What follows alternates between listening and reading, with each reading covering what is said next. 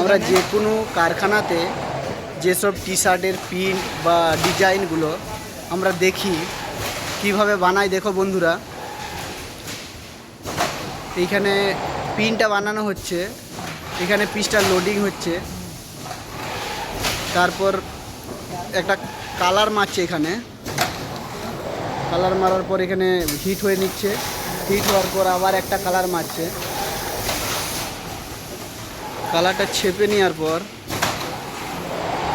এই যে দেখুন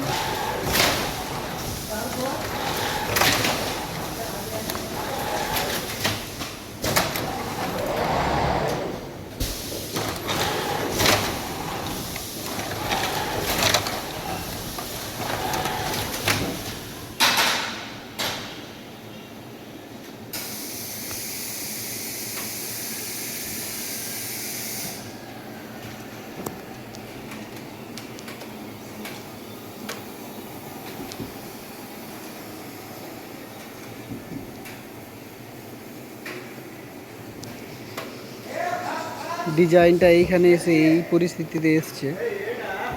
আরও আসছে এই ডিজাইনের পরে এইখানে কালার মারছে আবার।